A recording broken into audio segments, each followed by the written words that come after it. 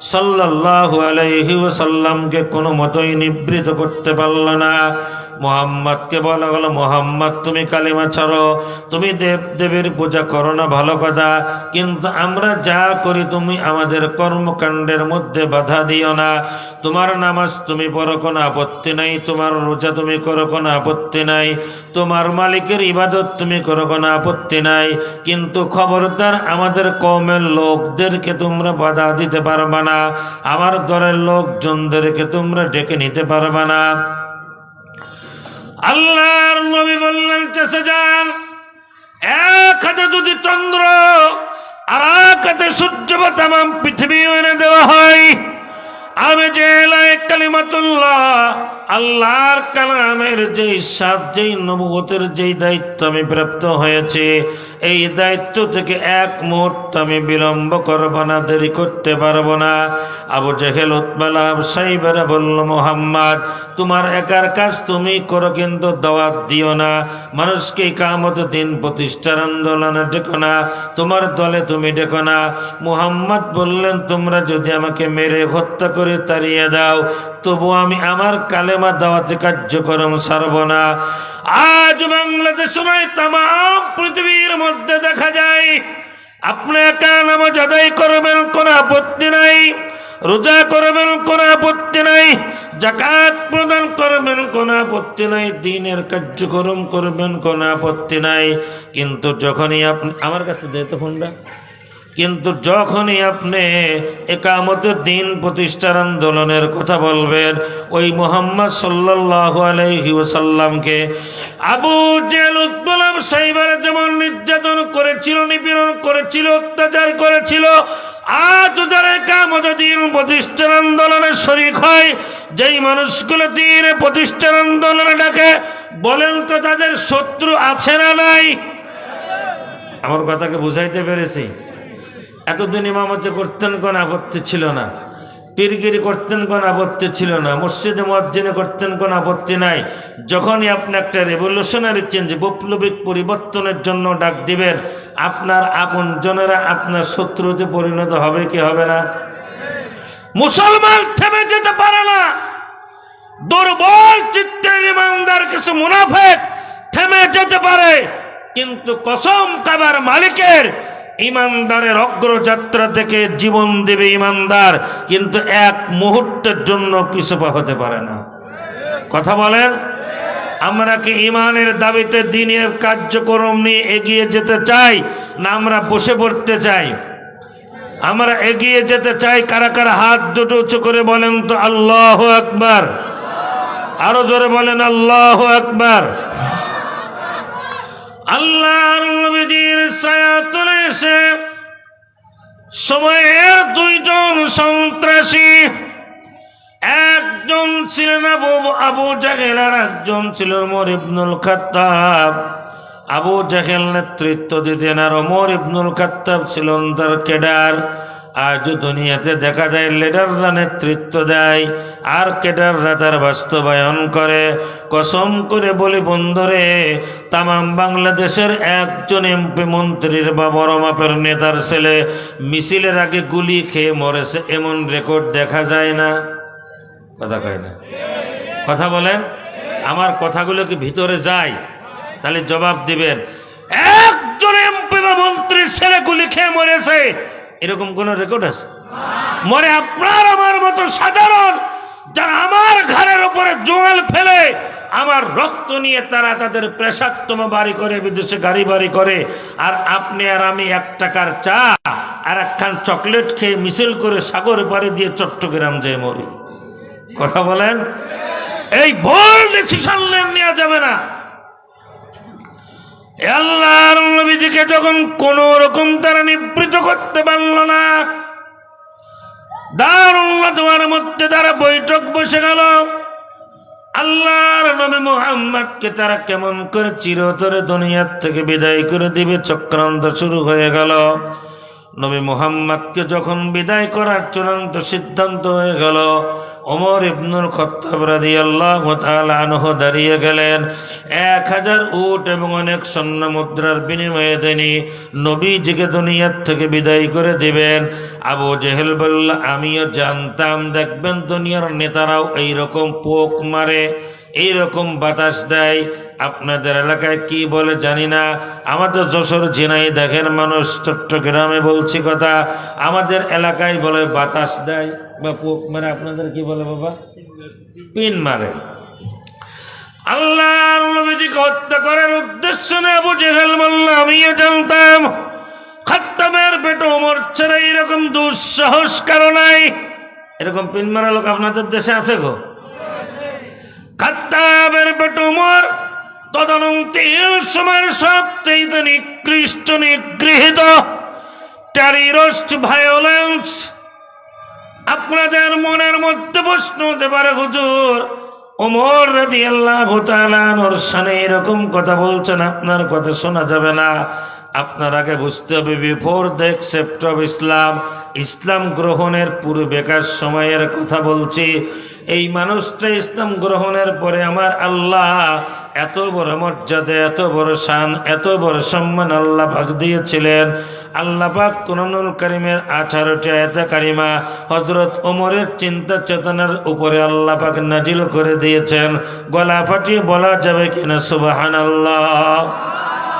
The second Khalifa of Islam, অর্ধ পৃথিবীর বাদশাহিত্ব করার সুযোগ দিয়েছেন আল্লাহ। সামান্য 3 মাস 6 মাস নয়, দীর্ঘ 10 বছর 6 মাস 23 দিন পর্যন্ত তিনি অর্ধ পৃথিবীর শাসন কার্য পরিচালনা করেছেন। শুধু তাই নয়, তার রাষ্ট্রীয় পরিচালনাকালীন সময়ের বর্ণনা যদি আমি করি আপনাদের দীর্ঘ সময় লেগে যাবে। নাই, আমি একটা বিষয় নিয়ে কথা বলার জন্য তৈরি করেছি মানসিকভাবে। আল্লাহর নবী সাল্লাল্লাহু আলাইহি ওয়াসাল্লামের প্রিয় উম্মত খলিফাতুল মুসলিমিন হযরত ওমরের শাসন আমলে রাত গভীরে প্রতিদিন তিনি ঘুরে বেরিয়ে দেখতেন কোন মানুষটা কষ্টে আছে, অভাবী আছে, কষ্ট বেদনার মধ্যে আছে, নিজে তার দায়িত্ব কাঁধে নিয়ে তিনি সমাধান করে দিতেন। সুবহানাল্লাহ কবেন না? আর আমার দেশের নেতৃবৃন্দ যদিও ঘোরে, সেটা চুরি করার জন্য, গরু ছাগল চুরি করার জন্য, কার বউ বিদেশে আছে, এরকম আকাম কুকাম করার জন্য। কথা বলেন, কিন্তু তার ন্যস্ত অধিকার ফিরিয়ে দেওয়ার জন্য নাই। কারণ তারা সহবত পেয়েছিলেন নবী মুহাম্মদের, আর আপনি সহবত পেয়েছেন আমার মতো কোন খারাপ লোকের। কথা বলেন, যার কারণে আপনার ইমাম যেমন, মুসল্লিও তেমন, নেতা যেমন, কর্মীও তেমন। এই পরিবর্তন করে একটি সুখী, সমৃদ্ধশালী, জবাবদিহিতামূলক, কল্যাণকর রাষ্ট্র আমরা গঠন করতে চাই। আল্লাহ আপনি কবুল করে নেন। আল্লাহর নবীর প্রিয় সাহাবী হযরত ওমর, এত সম্মান আল্লাহ পাক দিয়েছিলেন। আল্লাহর নবীজি মসজিদ নববীর ভিতরে বসে আছেন, নামাজের আযান হয়ে গেল। নবীজি আমার তাকিয়ে দেখে শয়তান মসজিদের থেকে দৌড়ে পালিয়ে চলে যায়। আল্লাহর নবীজি ডান দিকে কিছুক্ষণ পরে কাত হয়ে দেখে আবার শয়তান দৌড়ে মসজিদের দিকে আসে। বলে কারণটা কি? শয়তান তো দৌড়ে মসজিদে আসার কথা না, কিন্তু শয়তান মসজিদের মধ্যে আসে কেন, দৌড়ে কেন? দেখবেন আপনার মহল্লার মসজিদের পাশেও চায়ের দোকানে মুরব্বী বসা ছিল, আজান যখন হয়ে গিয়েছে ঝেড়ে দৌড় মারে। নামাজ পড়ার কথা বললে বলে বাবা কাপড় চোপড় ঠিক নাই, আছে না নাই? আল্লাহর নবীজি ক্ষণকাল পরে তাকিয়ে দেখেন ওমর ইবনুল খাত্তাব মসজিদের দিকে নামাজের জন্য আসছেন। আল্লাহর নবীজি নামাজের শেষে বললেন, ওমর তুমি বসো, বাকি সবাই চলে যাও। কানজুল উম্মাহ হাদিসের কিতাবের মধ্যে রয়েছে, নবীজি বললেন, ওমর আমার সামনে মুখোমুখি হয়ে বসো, বাকিরা সবাই চলে যান। সব সাহাবে কিরামদেরকে বিদায় করে দিয়ে নবীজি আমার বসলেন। আল্লাহর নবীজি একবার 2 চোখের পানি ছেড়ে দেয়, আর একবার মিসকি মিসকি আসে তাবাচ্চুম ফরমান। অট্ট আসে জায়েজ নাই, মিসকি মিসকি আসে হাসবেন। আল্লাহর নবীজিকে ওমর বলে, হুজুর এইরকম কোনো ব্যবস্থা তো ইতিপূর্বে আপনারা দেখে নাই, আপনি একবার হাসেন আর একবার কান্না করেন, কারণটা কি জানতে পারি? আল্লাহর হাবিব পয়গম্বর আরবি সাল্লাল্লাহু আলাইহি ওয়াসাল্লাম বলেন, আজ আমি দুইটা কথা মনে করে একবার চোখের পানি ছেড়ে দিয়েছি, আর একটা কথা মনে করে আমার দুই চোখের মধ্যে আনন্দ অশ্রু দ্বারা বিগলিত হচ্ছে। বলে, কারণ কি? ওমর রে, তুমি যখন আমাকে হত্যা করার জন্য উন্মুক্ত তরবারি নিয়া মক্কা নগরীতে 7 দিন ঘুরে বেড়াচ্ছিলে, তোমার বন্ধু নাঈম এবং তোমার ভগ্নিপতি সাইদ কর্তৃক বাধাগ্রস্ত হয়ে যখন আমাকে হত্যা করার জন্য মানসিকতা নিয়ে রওনা দিয়েছিলে, তোমার বোন এবং ভগ্নিপতিকে আঘাত করে তুমি যখন আমার কাছে গিয়েছিলে, আল্লাহ না করুক তুমি যদি আমার উপর কোন অত্যাচার করতে, আমি নবীর উপর কোন অত্যাচার করতে বা কোনো অনাকাঙ্ক্ষিত ঘটনাগুলি ঘটাইতে, আজকে আমি যা দেখলাম এই দৃশ্য আল্লাহ কাউরে দেখাইতো না, তোমার জন্য জাহান্নাম ছাড়া কোনো উপায় থাকতো না। কিন্তু আল্লাহ পাক আমাকে আজকে যা দেখাইলেন, আমার কোন সাহাবায়ে কিরামকে আমার আল্লাহ এই সুমহান মর্যাদা দান করেন নাই। জোরে জোরে বলেন না আল্লাহু আকবার। নবীজির সাহাবী হযরত ওমর বলেন, হুজুর কি এমন কথাটা বলেন? আল্লাহর নবী বললেন, ওমর রে, আমার ওমর যে রাস্তা দিয়ে হেঁটে যায়, ওই রাস্তা দিয়ে শয়তান বিতাড়িত শয়তান পর্যন্ত 40 দিন পর্যন্ত যেতে পারে না। শয়তান মসজিদের থেকে দৌড়ে পালিয়ে যায়, কিন্তু তুমি যখন আসছো তোমাকে দেখে শয়তান দৌড়ে পালিয়ে অন্য রাস্তা দিয়ে চলে যায়। আমি আপনাদের কাছে জানতে চাই, ওমরের মতো জীবন গঠন করতে রাজি আছেন কারা কারা? হাত দুটো উঁচু করে বলেন তো আল্লাহু আকবার। হাত নাড়ায় বলেন আল্লাহু আকবার। ও মুসলমান ইমানদার ভাইরা রে আমার, আপনার থেকে আমার থেকে আর 10 জনের থেকে নিকৃষ্ট চরিত্রের মানুষ ছিলেন ওমর, ঠিক না বাবাজি? কখন? Before the accept of Islam, ইসলাম গ্রহণের আগে। সেই মানুষটা ইসলাম গ্রহণ করে এমন সোনার মানুষে পরিণত হয়েছে যে তার সমকালীন সময়ে এমন কোন মানুষ নাই যে আল্লাহ তাআলার কাছে খাদ্যের জন্য, বস্ত্রের জন্য, বাসস্থানের জন্য কোনো কারণে আল্লাহর দরবারে কোনো অভিযোগ তেনারা দায়ের করেন নাই। সুবহানাল্লাহ কইতে ইচ্ছে করে না? এবার আসুন প্রিয় বন্ধুগণ আমার, একটা তো আমি মাত্র বললাম, হাজার হাজার সাহাবায়ে কেরাম যারা নানা রকম অন্যায় অত্যাচার পাপের কাজের মধ্যে নিমজ্জিত ছিল, ওই মানুষগুলো নবীজির ছায়া তলে এসে, কোরআনের ছায়া তলে এসে আল্লাহর নবীর আদর্শে আদর্শিত হয়ে এই দুনিয়ার থেকে জান্নাতের মেহমানে কবরে গিয়েছেন। জোরে বলেন না আল্লাহু আকবার। তাদের মধ্যে অন্যতম একজন হযরত খালিদ বিন ওয়ালিদ রাদিয়াল্লাহু তাআলা আনহু। এই খালিদ বিন ওয়ালিদ রাদিয়াল্লাহু তাআলা আনহু মক্কার একটি সম্ভ্রান্ত পরিবারে তিনি জন্মগ্রহণ করিয়েছিলেন। মক্কা বিজয়ের পরে 8ম হিজরিতে যখন মক্কা বিজয় হয়, এরা আমার দিয়েছে হুজুর খালিদ বিন ওয়ালিদের জীবনের থেকে একটু আলোচনা করবেন। আমি অতি সংক্ষিপ্ত সময়ে, লম্বা কথাটা শর্টকাট 20 মিনিট বা আধা ঘন্টার ভিতরে শেষ হয়ে যাবে ইনশাআল্লাহ। হযরত খালিদ বিন ওয়ালিদ রাদিয়াল্লাহু তাআলা আনহু মক্কা বিজয়ের পরে তিনি ইসলাম কবুল করেন। এই খালিদ বিন ওয়ালিদ কিন্তু ছিলেন মুসলমানদের ঘোরতর শত্রু, মুসলমানদের জীবনের অন্যতম শত্রু। এই খালিদ বিন ওয়ালিদের কারণেই সাহাবায়ে কেরাম উহুদের যুদ্ধে, এখানে হাজী সাহেব বা মক্কায় গিয়েছেন, আপনাদের এলাকায় সব লোকই মক্কায় যাওয়া বেড়ায়, মক্কায় গিয়েছেন, উমরা হজ করেছেন, কারা কারা হাত উঁচু করেন তো? অনেক মানুষ আমি জানি এলাকার, হাত নামান।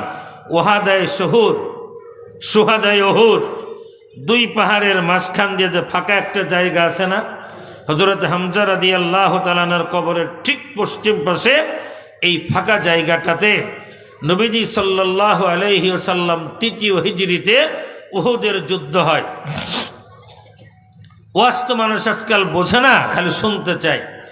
তৃতীয় হিজরতে উহুদের যুদ্ধ হয়। প্রারম্ভিকভাবে মুসলমানদের মুসলমানদের বিজয়। নবীজি বললেন এই পাশের পাহাড়ে 10 জন, এই পাশের পাহাড়ে 10 জন, আর গিরিপথের মাঝখানে পাহাড়টা তুলনামূলক নিচু ছিল, এইখানে 10 জন থাকবে। আমি যতক্ষণ পর্যন্ত নির্দেশ না দিব এই জায়গা থেকে তোমরা নড়বে না। চরম শিক্ষণীয় বিষয়।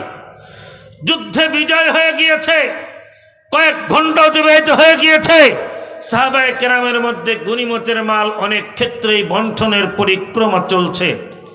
এখন পাহাড়ের সাহাবায়ে কেরামেরা যে যারা দাঁড়িয়ে আছে বলল যে যুদ্ধ শেষ, শত্রুপক্ষের আর আসার কোনো সম্ভাবনা নাই, চলো আমরা এখান থেকে ময়দান ছেড়ে চলে যাই। সাহাবায়ে কেরামের মধ্যে 2টা গ্রুপ তৈরি হয়ে গেল। অনেকে বললেন না, নবীজি যেহেতু বলেছেন, ও মুসলমান, নবীজির কথা, নেতার কথা, ইমামের কথা যদি আপনি না মানেন ওই রকম বিপদ আপনার ঘাড়েও নেমে আসবে। কথা বলেন। সাহাবায়ে কেরামের ভিতর 2টো পাঠ হয়ে কেউ বললে যে আমরা নবীজির পরবর্তী আদেশ না আসা পর্যন্ত এই জায়গা ছাড়ব না। মেজরিটি বলল যুদ্ধ যেহেতু শেষ আর যুদ্ধ হবার কোনো সম্ভাবনা নাই, চলো আমরা চলে যাই। অধিকাংশ চলে আসলেন। মাত্র 10 জন ওই গিরিপথে নবীজির আদেশ মেনে বসেই রইলেন। হযরত খালিদ বিন ওলীদ ছিলেন অত্যন্ত প্রখর মেধার অধিকারী, তীরন্দাজ, যুদ্ধবাজ, চালাকি, রণকৌশলী। তিনি ওই দূর থেকে দাঁড়িয়ে দেখেন মুসলমানদের বড় কাফেলাগুলি চলে গিয়েছে, মাত্র 10 জন লোক বা 12 জন লোক এখানে দাঁড়িয়ে আছে। আমরা আমাদের সর্বশক্তি নিয়ে এই মুহূর্তে পিছন দিয়ে আক্রমণ করলে অতি সহজেই তাদেরকে আমরা পরাস্ত করতে পারবো। সামনে দিয়ে আসতে পারবে না, পিছন দিয়ে আক্রমণ করলে পরাস্ত করতে পারবো। আল্লাহু আকবার। ইতিহাসের মর্মান্তিক ঘটনা। খালিদ বিন ওলীদের নেতৃত্বে কাফেরেরা মুসলমানদের পিছন থেকে এমন জোরে আঘাত করে, মুসলমানরা কিছু বুঝে ওঠার আগেই তাদের সমস্ত রণকৌশল ভেদ করে একদম নবীজি পর্যন্ত তারা এসে নবীজির কপালে লোহার কপাট ভেঙ্গে বসে যায়। আজও সেই উহুদ পাহাড় সাক্ষী। রাসূলুল্লাহ যখন সঙ্গে হারিয়ে ফেলেন, কুতিলা মুহাম্মদ, কুতিলা মুহাম্মদ, এই আওয়াজ যখন চতুর্দিকে ময়দানে ছড়িয়ে পড়ল, নবীজিকে আর কোথাও খুঁজে পাওয়া যায় না। মুসলমান নবীজির সঙ্গে হারিয়ে ফেলেছেন, চতুর্দিকে ছড়িয়ে পড়েছে। রাসূলুল্লাহ সাল্লাল্লাহু আলাইহি ওয়াসাল্লাম ইন্তেকাল করেছেন, শাহাদাত বরণ করেছেন। অনেক সাহাবায়ে কিরামের মনটা ভেঙে গিয়েছে। এই মন ভাঙ্গার কাজটা যে করেছিলেন তিনি হচ্ছেন খালিদ বিন ওলীদ। আজ উহুদের জমিনের মধ্যে গেলে খুঁজে পাওয়া যায়। কাটা তারের বেড়া দিয়ে বর্তমানে ঘিরে দিয়েছে, কিন্তু দেখা যায় দূরে দাঁড়িয়ে কয়েকজন সাহাবী আল্লাহর নবীজিকে একটি গর্তের ভিতরে যখন পেলেন, নবীজি বললেন, আমি মারা যাই নাই, আমি জীবিত আছি, কিন্তু কথা বলার মতো কোনো শক্তি নাই। কয়েকজন সাহাবী মিলে নবীজিকে একটা পাথরের উপরে তারা বসাইলেন। আল্লাহু আকবার, আল্লাহু আকবার।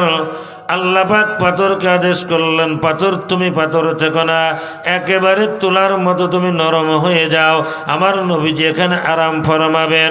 চিৎকার করে বলেন না আল্লাহু আকবার।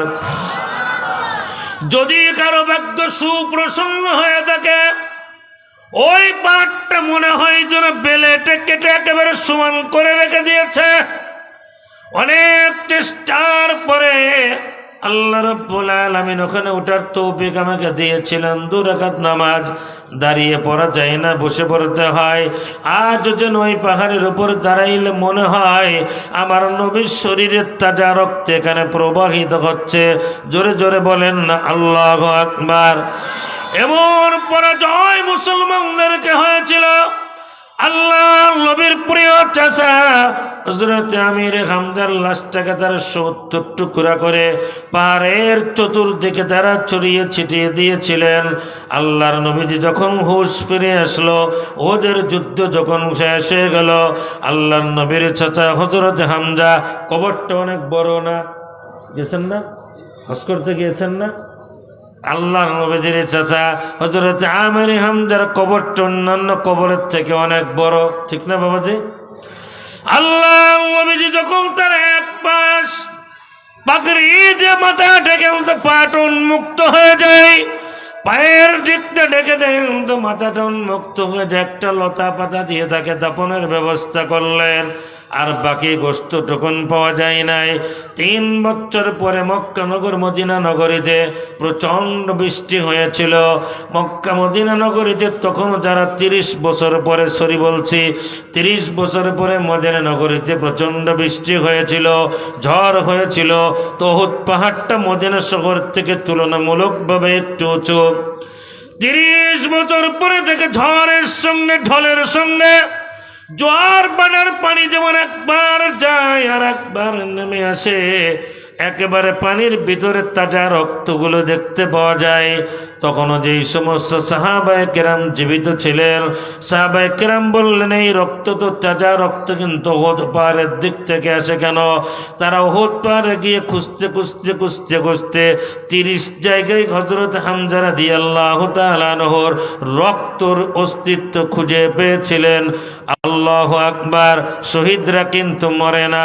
ওয়ালা তাকুলু লিমান ইউকতালু ফি সাবিলিল্লাহি আমওয়াত বাল আহইয়াউ ওয়ালাকিন লা তাশউরুন। চিৎকার করে বলা যাবে কিনা আল্লাহু আকবার! মুসলমান ইমানদার ভাইরা রে আমার, যার জীবনে আছে শাহাদাতের মৃত্যু, শাহাদাতের কামনা, কোন মানুষ যদি শাহাদাতের মৃত্যুবরণ করে, ওই মানুষটার মরতে দেরি কিন্তু আল্লাহর জান্নাতে যেতে দেরি হবে না। এই জন্য একজন মুসলমান, আপনি যে চিন্তা করেন, যে পীরের মুরিদ হন, যে দল করেন, নীতি আদর্শ নিয়ে আমি কোনো কথা বলবো না, কিন্তু শাহাদাতের তামান্না যার অন্তরে নাই, ওই মানুষটা মুসলমান হতে পারে না। কারণ শাহাদাতের অন্তরে তামান্না যার আছে, ওই মানুষটা মরতে দেরি, জান্নাতে যেতে দেরি হবে না। জোরে জোরে বলেন না আল্লাহু আকবার! আল্লাহর নবীর সাহাবী হযরত খালিদ বিন ওলীদ এই যুদ্ধে তিনি মুসলমানদেরকে পরাজিত করেছিলেন। খন্দকের যুদ্ধেও তখন তিনি কালেমা গ্রহণ করে নাই। এই খন্দকের যুদ্ধটা হয়েছিল 3য় হিজরিতে। খন্দকের যুদ্ধে মুসলমানদের বিপক্ষে অবস্থান নিয়েছিল। আল্লাহর বান্দারা, আল্লাহর নবীর সোহবতে আসার কারণে মানুষের পরিবর্তন হয় কি? নবী তো আজকের দুনিয়াতে নাই, সাহাবায়ে কেরাম দুনিয়াতে নাই, তাবেঈন দুনিয়াতে নাই, আহলে হক উলামায়ে কেরাম যেখানে, আমরা থাকবো সেখানে। কথা বলেন ঠিক কিনা? বলেন তো কোরআন হাদিস যেখানে, বলেন কোরআন হাদিস যেখানে, হক্কানি আলেম উলামা যেখানে, মাদ্রাসা মসজিদ যেখানে, চোর ডাকাত যেখানে, সন্ত্রাস চাঁদাবাজ যেখানে। এবার আসুন প্রিয় বন্ধুরে আমার, যেই মানুষটা ওদের যুদ্ধে মুসলমানদের বিরোধিতা করল, খন্দকের যুদ্ধে মুসলমানদের উপর চরম অত্যাচার করল, 8 বছরের মাথায় মক্কা বিজয়ের পরে আল্লাহর নবীর কদম মোবারকের তলে এসে, ছায়া তলে এসে কালেমা গ্রহণ করলেন। এই খালিদ বিন ওলীদ চিৎকার করে বলেন না আল্লাহু আকবার! জোরে গলা ফাটিয়ে বলেন তো আল্লাহু আকবার! 8ম হিজরিতে যখন মুতার যুদ্ধ, মক্কা বিজয়ের কিছুদিন পরে মুতার যুদ্ধ যখন সন্নিকটে হয়ে গেল, আল্লাহর নবীজি আমার মসজিদে নববীর ভিতরে সাহাবায়ে কিরামদেরকে ডাকলেন। আয়েশার নামাজ পড়ে দীর্ঘ সময় অতিবাহিত হয়ে গেল। আল্লাহর নবীজি মুতা প্রান্তরে রোম সাম্রাজ্যের বিরুদ্ধে 1,30,000 সৈন্যের বিরুদ্ধে মাত্র 3,000 সৈনিকের একটি কাফেলা তৈরি করে দিলেন। 3 জন সেনাপতি নবীজি আমার নির্বাচন করে দিলেন। এক নম্বরের সেনাপতি নবীজির পালক পুত্র যায়েদ বিন হারিসা, 2 নম্বরের সেনাপতি নবীজির আপন চাচাতো ভাই জাফর বিন আবু তালিব, 3 নম্বরের সেনাপতি আব্দুল্লাহ ইবনে রাওহা।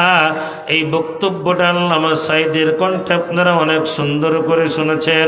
আমি অত সুন্দর করে আপনাদের বলতে পারবো না, বুঝাইতেও পারবো না, মুখস্থ করাবার জন্য নয়, স্মরণ করে ইমানটা বর্ধিত করার জন্য বলছি। যায়েদ বিন হারিসা বলেন, হুজুর আমার আর অনুমতি নেওয়ার দরকার নাই, প্রয়োজন নাই। আপনি আমার বাবা আম্মা যান আয়েশা রাদিয়াল্লাহু তাআলা আনহা পর্দার অন্তরাল থেকে আমার সকল কথাগুলি শুনেছে। আমি এখান থেকে যুদ্ধে যাওয়ার জন্য তৈরি হয়ে গেলাম। আল্লাহর নবীর প্রিয় সাহাবী তৈরি হয়ে গেলেন।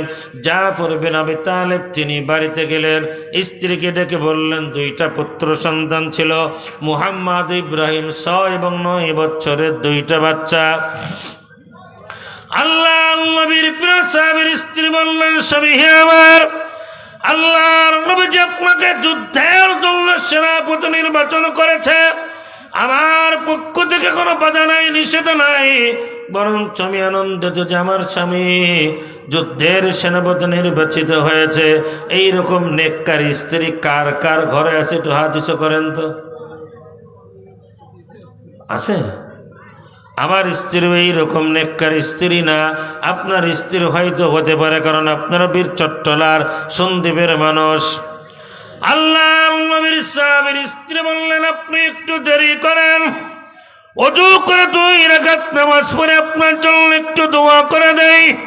আল্লাহর বান্দা নামাজের মধ্যে দাঁড়িয়ে দোয়া করছেন, এই আল্লাহ, আমার স্বামীকে আপনি যুদ্ধের সেনাপতি নির্বাচন করেছেন, আমার কোনো দুঃখ নাই, আমার কোনো আপত্তি নাই, আমার স্বামীকে আপনি গাজী বানায় আবার ফেরত নিয়ে আসবেন।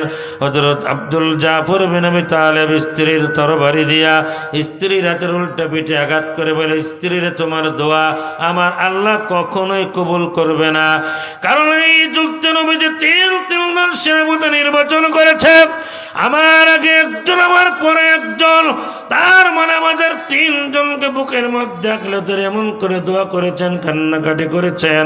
আমার ধারণা এই 3 জনের একজন আমরা আর বাঁচব না, বরঞ্চ তুমি দোয়া করে আল্লাহ পাক যেন আমাকে শাহাদাতের মর্যাদা দান করেন, আমার সন্তানগুলোকে তুমি ইলমে দ্বীন শিক্ষা করে মুজাহিদ হিসেবে তৈরি করবা। জোরে জোরে বলেন না আল্লাহু আকবার। 3 নম্বরের সেনাপতি আব্দুল্লাহ ইবনে রাওহা।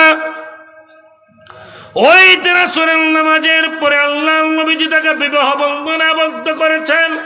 আপনাদের কি ভিতরে আওয়াজ যায়? কষ্ট হচ্ছে? আসরের নামাজের পরে বিবাহ বন্ধনে আবদ্ধ করেছেন। তিনি স্ত্রীকে ভালো করে দেখেন নাই, স্ত্রীও তাকে ভালো করে চিনতে পারেন নাই। রাত গভীর হয়ে যাওয়ার পরে স্ত্রী যখন নববধূ পুত্রবধূ বাসর ঘরে সবাই মেহমানদেরকে বিদায় করে দিয়ে আল্লাহ নবীর প্রিয় সাহাবিনী আল্লাহর কোরআন তেলাওয়াত করছেন। জোরে জোরে বলেন আল্লাহু আকবার। আমাদের ঘরে পুত্রবধূরা বাসর করে কত রকম অনৈতিক কর্মকাণ্ড করে, জামাই দিয়ে বন্ধু বান্ধবতে নানা রকম পাপের কাজ করে। আর নবীর সাহাবীর স্ত্রী যখন স্বামীকে ঘরে ঢুকতে দেরি দেখে আল্লাহর কোরআন তেলাওয়াত করতে আরম্ভ করে দিয়েছে। রাত যখন গভীর হয়ে গেছে আব্দুল্লাহ ইবনে রাওহা বাড়িতে গেলেন। ঘরের দরজার মধ্যে করোনারে সালাম দিয়ে বলেন, কে আপনি? বলে, আমি আব্দুল্লাহ ইবনে রাওহা, আপনার স্বামী। বলে, স্বামী গো আমার, আপনার ঘরের দরজা আপনার জন্য খুলে দিচ্ছে, আপনি ঘরে প্রবেশ করেন। আল্লাহ নবীর প্রিয় সাহাবী আব্দুল্লাহ ইবনে রাওহা বলেন, আমার কলিজার টুকরা স্ত্রী, ঘরের দরজা তোমার খোলা লাগবে না, ঘরে প্রবেশ করতে পারবো না। আল্লাহর নবীজি 3 নম্বরের সেনাপতি আমাকে নির্বাচন করেছেন।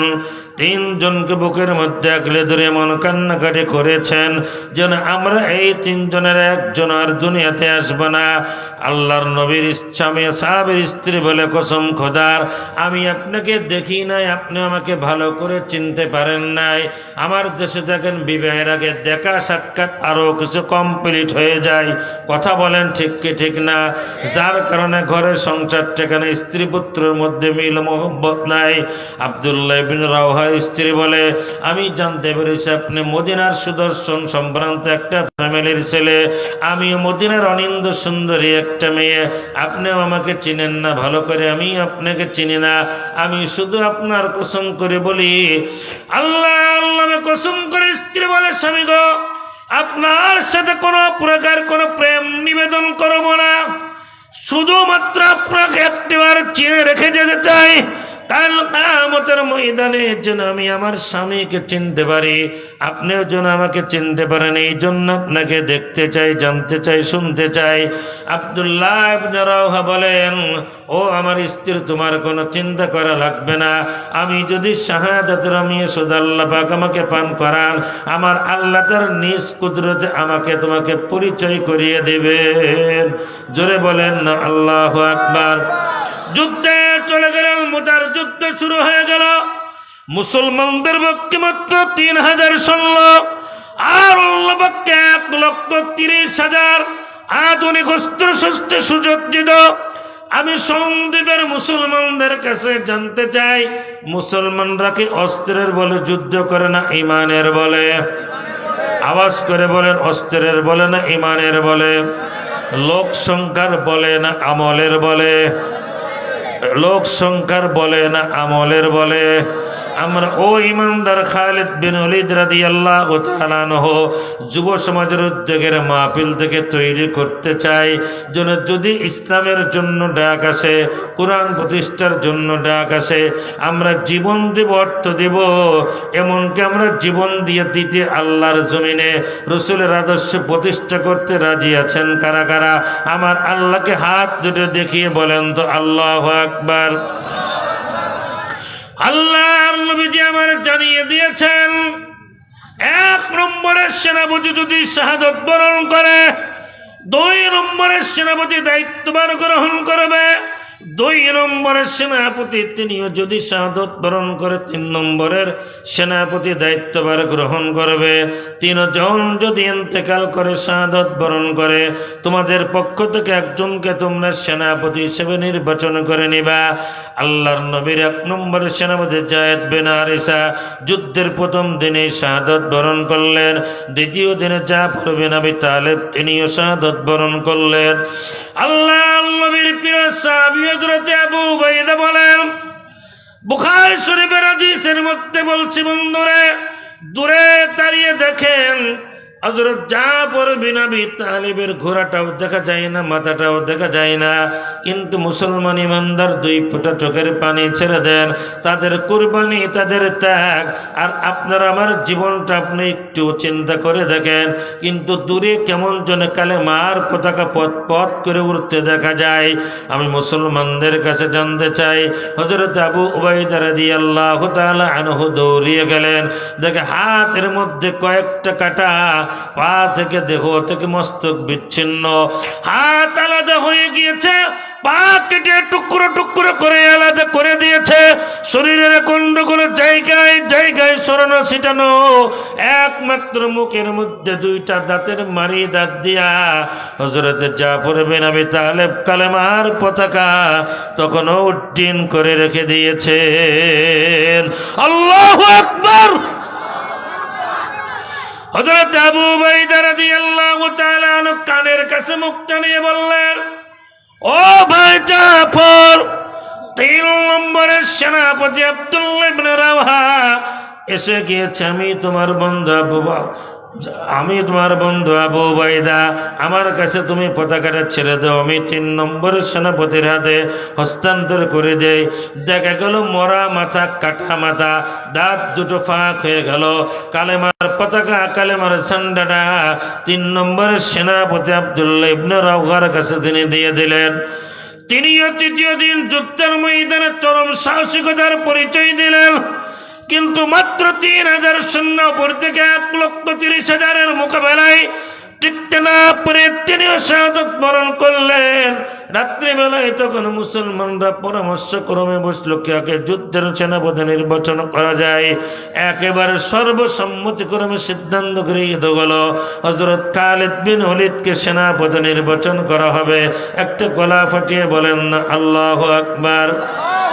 চতুর্থ দিন মুসলমানরা যখন যুদ্ধের ময়দানে নেমে গেল, হযরত আবু উবাইদা বলেন, আমি দেখলাম দূরের একটা কন্যার থেকে খালিদ বিন ওলীদ যখন যুদ্ধের নেতৃত্ব দিচ্ছেন, আমি আসমানের দিকে তাকিয়ে দেখতে পেলাম খালিদ বিন ওলীদের সঙ্গে আসমানের সঙ্গে কেমন যেন একটা সাদা কাপড়ের সম্পর্ক নির্মিত। মনে হচ্ছে সরাসরি আসমান থেকে বদরের প্রান্তরে মুসলমানদেরকে আল্লাহ যেমন সাহায্য করেছিল, হযরত খালিদ বিন ওলীদের নেতৃত্বে আমার আল্লাহ সাহায্যের হাতটা বাড়িয়ে দিয়েছেন। জোরে জোরে বলবেন না আল্লাহু আকবার। হযরত আবু উবাইদা রাদিয়াল্লাহু তাআলা আনহু বলেন, ও সাহাবীরা, तमाम পৃথিবীর মানুষ শুনে রেখে দাও, আমি রাত্রে স্বপ্ন দেখি তার প্রিয় বন্ধু জাফর বিন আবু তালিবের সঙ্গে আল্লাহ রাব্বুল আলামিন কি রকম আচরণ করেছেন। ওই আচরণের বর্ণনা শুনলে আপনার দিলটা পাগল হয়ে যাবে। জাফর বিন আবু তালিবকে বলেন, বন্ধু তুমি তো শাহাদাতুর মিয়াসদা পান করেছো, তোমার হাতের মধ্যে আমি 3 টুকরা দেখেছি, তোমার পায়ের মধ্যে অসংখ্য টুকরা দেখেছি, তোমার দেহের মধ্যে অগণিত অসংখ্য জায়গায় ক্ষত বিক্ষত দেখেছি, তোমার দেহটা মস্তক থেকে দেহটা বিচ্ছিন্ন হয়ে গিয়েছিল। আমার আল্লাহ তোমার সঙ্গে কিরূপ আচরণ করেছে, চিৎকার করে বলেন আল্লাহু আকবার। জাফর বিন আবু তালিব বলেন, প্রিয় বন্ধু ভাই আবু উবাইদা, আমার হাত নাই, পা নাই, চোখ নাই, কান নাই, সমস্ত শরীর থেকে দেহটা বিচ্ছিন্ন হয়ে গিয়েছে। আর কবরে রাখার সঙ্গে সঙ্গে আমার আল্লাহ জান্নাতের জানা, জান্নাতের পা, জান্নাতের হাত পা আমার শরীরের মধ্যে আল্লাহ পাক লাগিয়ে দিয়েছেন। ওই জান্নাতের পর দিয়ে আমি জান্নাতের এক প্রান্ত থেকে অন্য প্রান্ত পর্যন্ত উড়ে বেড়াতেছি আর জান্নাতের নিয়ামত ভোগ করছি। জোরে জোরে বলা যাবে কিনা আল্লাহু আকবার। এই জন্য বলছিলাম মুসলমান ইমানদারেরা, শাহাদাতের মৃত্যু কোনো মানুষের যদি নসিব হয়ে যায়, মরতে দেরি, জান্নাতে যেতে দেরি নাই। সুবহানাল্লাহ বলেন।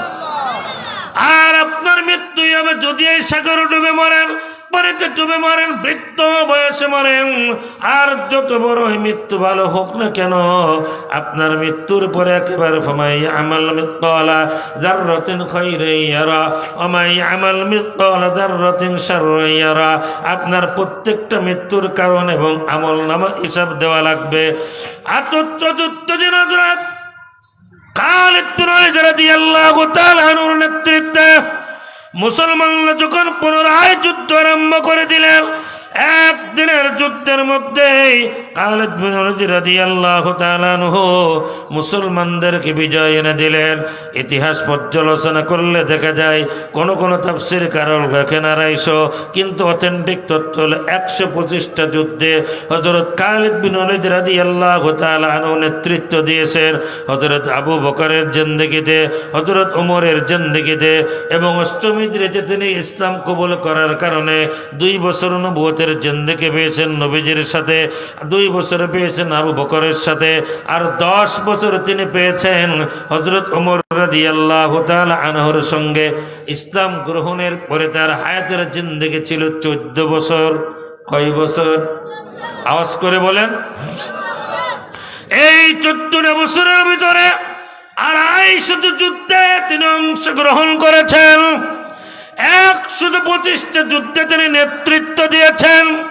শুধু তাই নয়, তিনি এমন একজন ব্যক্তি ইসলাম গ্রহণের পূর্বে এবং ইসলাম গ্রহণের পরেও কোন যুদ্ধে যেই সেনাপতি পরাজয় বরণ করে নাই, ওই সেনাপতি হযরত হোসেন খালিদ বিন ওলীদ রাদিয়াল্লাহু তাআলা আনহু। আল্লাহর নবীর সাহাবী খলিফাতুল মুসলিমিন হযরত ওমর রাদিয়াল্লাহু তাআলা আনহুর সময় যখন তিনি আফ্রিকায় যুদ্ধের ময়দানে পাঠাইলেন, এমন একটা অবস্থা, এমন একটা মানসিকতা মানুষের লোক মুখে প্রচারিত হয়ে গেল যে খালিদ বিন ওলীদ রাদিয়াল্লাহু তাআলা আনহু যে কোনো যুদ্ধের ময়দানে আসা মানেই সেই যুদ্ধে বিনা আন্দোলনে বিজয় অর্জিত হয়ে যায়। চিৎকার করে সুবহানাল্লাহ বলতে ইচ্ছা করে না? গলাটা ফাটিয়ে সুবহানাল্লাহ বলতে ইচ্ছা করে না? ইসলাম গ্রহণের এই 14 বছরে 642 খ্রিস্টাব্দে ইন্তেকাল করেন, আর এই ইন্তেকালের মুহূর্তে তার 125টা যুদ্ধে তিনি নেতৃত্ব দিয়ে একটা যুদ্ধেও তিনি পরাজয় বরণ করে নাই। সুবহানাল্লাহ বলেন গলা ফাটিয়ে। এবার আসুন প্রিয় বন্ধুগণ, আমার এত বড় সেনাপতি তিনি নির্বাচিত হয়েছিলেন, অর্ধ পৃথিবীর শাসন করতে হলেন হযরত ওমর, আর গোটা সাম্রাজ্যের প্রধান সেনাপতি নির্বাচিত হয়েছিলেন হযরত খালিদ বিন ওলীদ। কিন্তু তাদের ভিতরে কোনো অহংকার ছিল না, কোনো দেমাগ ছিল না। আনুগত্যের বায়াত্রা গ্রহণ করেছিলেন কোরআন সুন্নাহর প্রতি, নবীর সাহাবায়ে কিরামের প্রতি, নবীর আদর্শের প্রতি। হযরত খালিদ বিন ওলীদ রাদিয়াল্লাহু তাআলা আনহু যেই যুদ্ধে যায় সেই যুদ্ধে মুসলমানরা বিনা বাধায় বিজয় অর্জন করে। এরকম করতে করতে করতে করতে মুসলমানদের ভিতরে একটা ভ্রান্ত ধারণা তৈরি হয়ে গেল, এই মানুষটা মানেই মনে হয় যেন অন্যরকম পাওয়ার আছে। মানুষের কোনো পাওয়ার আছে নাই? পাওয়ার দেওয়ার মালিক কে? আরো জোরে বলেন কে? ও বীর চট্টগ্রামের মুসলমানেরা, এই চট্টগ্রাম জেলায় বাংলাদেশের আলেমদের মার্কাজ প্রাণ কেন্দ্র। আবার এই চট্টগ্রামের মধ্যে নানা রকম বেদাত এবং মাজার পূজারীরা আছে। ওই মানুষগুলো আল্লাহ ব্যতীত কোন ব্যক্তির পেয়ে যখন সেজদা দেয়, বলেন তো এই লোকটা মুসলমান থাকতে পারে কিনা? আওয়াজ করে বলেন। মাজার পূজা, কবর পূজা, কবর কেলা তাত্তাখিদুল কুবুর মাসাজিদান। তোমরা খবরদার কবরে সেজদা করো না। মাজারে দেওয়ার কোনো মালিক না, মাজারে আলা দেওয়ার কোনো মালিক না। সন্তান দেওয়ার মালিকটাকে, সম্পদ দেওয়ার মালিকটাকে, সন্তান দেওয়ার মালিকটাকে, আপনার হায়াতটা বাড়ানোর মালিককে, আপনার হায়াত নিয়ে যাওয়ার মালিককে। অথচ আমরা দেখি অনেক মাজারের মধ্যে গিয়ে মানুষ সেজদায় মস্তক অবনত করে বলে, বাবা একটা ছেলে দাও, বাবা একটা মেয়ে দাও, বাবা আমার টাকা দাও, পয়সা দাও, আমার একটু হায়াতটা বর্ধিত করে দাও। বলেন, বলে কি বলে না? যদি ওই ব্যক্তিকে দেনেওয়ালা মনে করেন, ওই মাজারওয়ালা ব্যক্তিকে মনে করেন তিনি সম্মান দিতে পারেন, তিনি আপনার রিজিক দিতে পারেন, তিনি আপনার বাঁচাইতে পারেন, তিনি আপনার মারতে পারেন, এই চিন্তা চেতনা যদি আপনার মধ্যে থেকে থাকে, আর এই বিশ্বাস নিয়ে যদি কোনো ব্যক্তির পেয়ে সেজদা করেন, আল্লাহ যেমন বিনা দলিলে এক, আপনি বিনা দলিলে কি কি কাফের, বিনা দলিলে কাফের। এই সেজদা একমাত্র কার জন্য? আরো জোরে বলেন। একবার কি ভেবে দেখেছেন, আপনি যখন হাঁটেন আপনার কপালটাকে নিচু হয় না উপরের দিকে থাকে? খেতে যখন বসেন তবু উপরে থাকে, ঘুমোতে যখন যান উপরে থাকে, সাঁতার যখন কাটেন তবু উপরের দিকে থাকে। অন্যান্য সকল সৃষ্টিজীবের প্রাণীগুলো যখন রাস্তা দিয়ে হাঁটে তাদের কপালটা, মুখটাকে নিচেই থাকে না উপরে থাকে? এইভাবে নিচু থাকে না। আল্লাহ একমাত্র আপনার এই পবিত্র ললাটটা তৈরি করেছেন, বান্দা আমি তোর সৃজনকারী, তোর লালনকারী, তোর হায়াত দাতা, তোর মৌত দাতা। এই কথাটাকে আমি বানিয়ে বললাম না কোরআনের কারিমের অথেন্টিক আয়াত আছে? আল্লাহ রাব্বুল আলামিন বলেন, কুলিল্লাহুম্মা মালিকাল মুলকি তু'তিল মুলকা মান তাশাউ ওয়া তানজিউল মুলকা মিম্মান তাশাউ ওয়া তু'ইজ্জু মান তাশাউ ওয়া তুযিল্লু মান তাশাউ বিয়াদিকাল খায়র ইন্নাকা আলা কুল্লি শাইইন কাদির। আল্লাহ রাব্বুল আলামিন বলেন, বান্দারা টোটাল সম্পদের মালিক আমি আল্লাহ, ক্ষমতার মালিক আমি আল্লাহ, সম্পদের মালিক আল্লাহ। তুইজ্জু মান তাশা ওয়া তুযিল্লু মান তাশা, ইজ্জত দেওয়া নেওয়ার মালিক আমি আল্লাহ। শহীদ শরীফ উসমান হাদি ইন্তেকাল করার পরে ওর মর্যাদা জাতির কাছে বেড়েছে না কমেছে? আওয়াজ করে বলেন।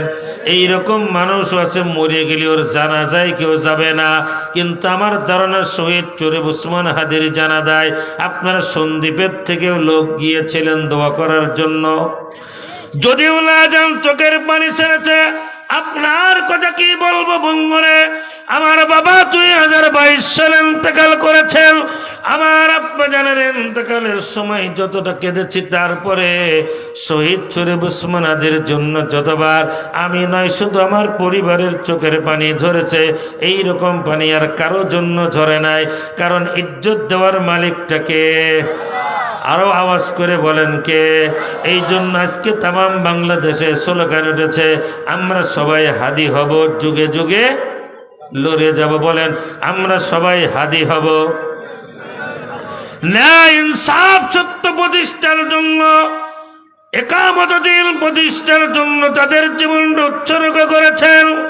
ও প্রিয় বন্ধুরে আমার, ইজ্জতের মালিক আল্লাহ, সম্মানের মালিক আল্লাহ। তুইজ্জু মান তাশা ওয়া তুযিল্লু মান তাশা বিয়াদিকাল খায়র।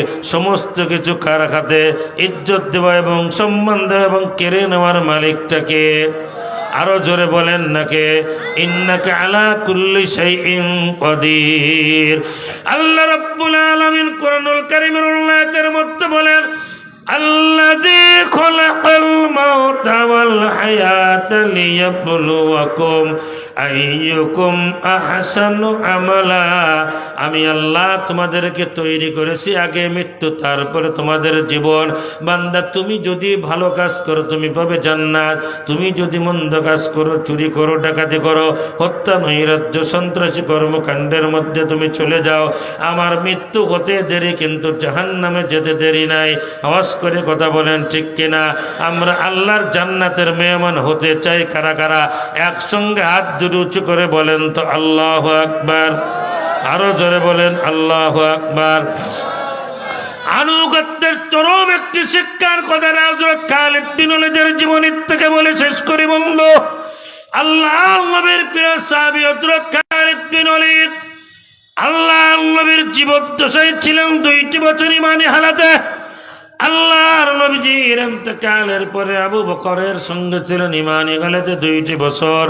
আল্লাহর নবীর প্রিয় সাহাবী খলিফাতুল মুসলিমিন হযরত ওমর রাদিয়াল্লাহু তাআলা আনহুর ঈমানী হালাতে তার সঙ্গে ছিলেন 10টি বছর। এই 14টা বছরের মধ্যে প্রায় 250 যুদ্ধে অংশগ্রহণ করেছেন, 125টা যুদ্ধে তিনি নেতৃত্ব দিয়েছেন। আল্লাহর নবীর সাহাবী যুদ্ধরত অবস্থায় রোম সাম্রাজ্যের বিরুদ্ধে তিনি যুদ্ধের সেনাপতির দায়িত্ব পালন করছেন। যুদ্ধ যখন তুমুল পর্যায়ে, মানুষের মধ্যে যখন এমন একটা অবস্থা তৈরি হয়ে গেল, আল্লাহ নবীর প্রিয় সাহাবী যখন আল্লাহ মানুষ চিন্তা শুরু করলো, খালিদ বিন ওলীদ মানে মুসলমানদের বিজয়, খালিদ বিন ওলীদ মানে মুসলমানদের জয় জয়কার। খলিফাতুল মুসলিমিন হযরত ওমর রাদিয়াল্লাহু তাআলা আনহু চিঠি লিখলেন, আমার এই পত্র আপনার কাছে যাওয়া মাত্রই সেনাপতির দায়িত্ব ভার আপনি অর্পণ করে দেবেন হযরতে আবু যর রাদিয়াল্লাহু তাআলা আনহুকে। একবার ভাবেন তো, সেনাপতির দায়িত্ব ভার আপনার অর্পণ করে দিয়ে সাধারণ সৈনিক আপনার নেমে আসবেন। আল্লাহু আকবার বলেন। একজন রাষ্ট্রের সেনাপ্রধান, অর্ধ পৃথিবীর বাদশা, 29 লক্ষ বর্গ মাইল ব্যাসার্ধের এরিয়ার রাষ্ট্রপ্রধানের সেই সেনাপতির কাছে চিঠি গিয়েছে যে চিঠি পত্র পাওয়া মাত্রই আপনি সেনাপতির দায়িত্ব থেকে ইস্তফা দিয়ে একজন সাধারণ সোলজার, সাধারণ সৈনিক হিসেবে দায়িত্ব পালন করবেন। আপনার বলেন তো, আমাকে হলে, আপনাকে হলে আজকে আপনি এটা মেনে নিতে পারতেন? আপনাকে যদি এমপি হয় আর যদি বলা হয় 2 দিনের জন্য আপনি গ্রামের মেম্বার হন, আপনি লাথি মেরে সংসদ ভেঙে দিয়ে চলে আসবেন। কথা বলেন, কথা বলেন। আপনার দলের নেতা আছেন, আপনাকে যদি বলা হয় যে আপনার আসনটা ছেড়ে দেন, আপনি আপাতত 1 সপ্তাহের জন্য নেতাগিরি বাদ, খতিবগিরি বাদ, আপনার মসজিদে মুয়াজ্জিনগিরি করেন, আপনি খতিব আছেন মুয়াজ্জিনগিরি করেন, আপনি আরামে পিছন উল্টন দিয়ে দৌড় মারবো। কথা বলেন। হযরত খালিদ বিন ওলীদ রাদিয়াল্লাহু তাআলা পত্র পাওয়া মাত্রই 1 সেকেন্ড দেরি করে নাই, তার সেনাপতির দায়িত্বভার অর্পণ করে তিনি সাধারণ সৈনিক বেশে যুদ্ধ পরিচালনা করেছেন, কোনো দুঃখ পান নাই। তিনি যখন ইন্তেকালের পূর্ব মুহূর্তে অনেক দূরে তিনি গিয়েছিলেন, সিরিয়ার কাছাকাছি। হযরত ওমর রাদিয়াল্লাহু তাআলা আনহু বলেন, ও আমার সাহাবী, নবীজির সাহাবী, তুমি কষ্ট পেও না, দুঃখ পেও না। আল্লাহ তাআলা রব্বুল আলামিনের নির্দেশে আজীবন কিয়ামত পর্যন্ত আপনার দৃষ্টান্ত উপস্থাপিত হয়ে থাকবে। দর্ত পৃথিবীর বাচ্চারা সেই রাষ্ট্রের সেনাপতি পত্র পাওয়া মাত্রই সেনাপ্রধানের দায়িত্ব অর্পণ করে সাধারণ সৈনিকের বেশে যুদ্ধ পরিচালনা করেছেন। কাল বিলম্ব করে নাই, কিলোকাল করে নাই, এসকাল করে নাই।